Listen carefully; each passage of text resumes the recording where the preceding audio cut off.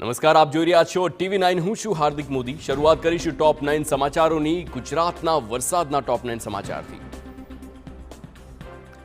બનાસકાંઠાના દાંતામાં ભારે વરસાદી રાહત સાથે લોકો માથે આફત પણ ઊભી કરી છે. દાંતામાં 4 કલાકમાં 8 ઇંચ વરસાદથી સર્વત્ર જળબંબાકાર થયો છે.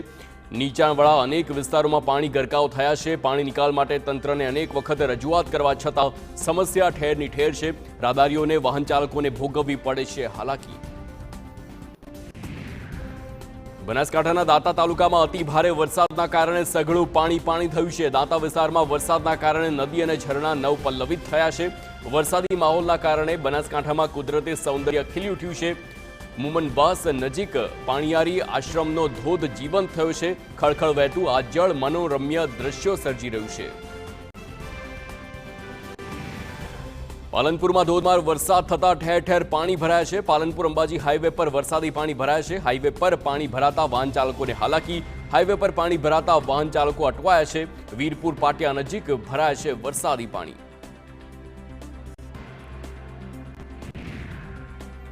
પોરબંદરના ખેડ પંથકમાં વરસાદે તારાજી સર્જી છે. અનેક વિસ્તારોમાં પાણી ડૂબેલા છે.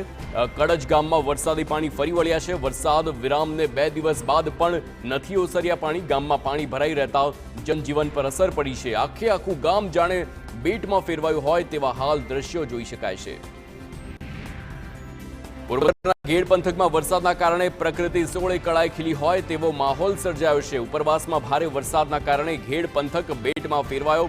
દરિયાકાંઠા વિસ્તારના દ્રશ્યો જેમાં વરસાદી પાણી સમુદ્રમાં ભળી રહ્યું છે. દરિયાકાંઠામાં આવેલા શિવલિંગ પર જાણે કે પ્રાકૃતિક રીતે જળાભિષેક થતો હોય તેવા મનોરમ્ય દ્રશ્યો જોવા મળ્યા. ખેડાના ડાકોર શહેર સહિત ગ્રામ્ય પંથકમાં વરસાદ વરસ્યો છે. આગરવા, કાલસર, નેસ, રામપુરા અને સોઈગામમાં ધોધમાર વરસાદ પડ્યો છે. ભારે વરસાદના કારણે ડાકોરમાં રણછોડજી મંદિરના મુખ્ય દ્વાર સામે જ પાણી ભરાયા છે. રસ્તાઓ જળમગ્ન થતા યાત્રાળુઓ ઢીચણસમા પાણીમાંથી પસાર થવા મજબૂર બન્યા. તો મહીસાગર જિલ્લામાં પણ વરસાદી માહોલ જામ્યો છે. બાલાસિનોર, ખાનપુર સહિતના તાલુકામાં વરસાદ છે.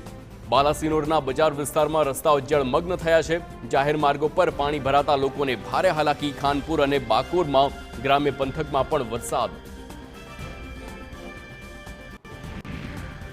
હવામાન વિભાગની આગાહી મુજબ આજે કેટલાક જિલ્લામાં વરસાદનું રેડ એલર્ટ આપવામાં આવ્યું છે. ઉત્તર, મધ્ય અને દક્ષિણ ગુજરાતના કેટલાક ભાગોમાં ઓરેન્જ એલર્ટ આપવામાં આવ્યું છે. તો સૌરાષ્ટ્રના કેટલાક ભાગોમાં અતિ ભારે વરસાદની આગાહી છે. આવતીકાલે સુરત, નર્મદા અને તાપીમાં વરસાદની શક્યતા. સૌરાષ્ટ્રમાં આગામી 7 દિવસ હળવાથી મધ્યમ વરસાદની આગાહી છે. તો આગામી 5 દિવસ માછીમારોને દરિયો ન ખેડવા સૂચના આપવામાં આવી છે. આગામી 24 થી 48 કલાકમાં રાજ્યમાં પડી શકે છે ભારે વરસાદ. હવામાન નિષ્ણાંત અંબાલાલ પટેલે ભારે વરસાદની શક્યતા વ્યક્ત કરી છે. અમદાવાદ ઉપરાંત ઉત્તર ગુજરાતના જિલ્લાઓમાં પણ ભારે વરસાદની આગાહી છે. દક્ષિણ ગુજરાતના કેટલાક જિલ્લાઓમાં પણ ભારે વરસાદ વરસી શકે છે.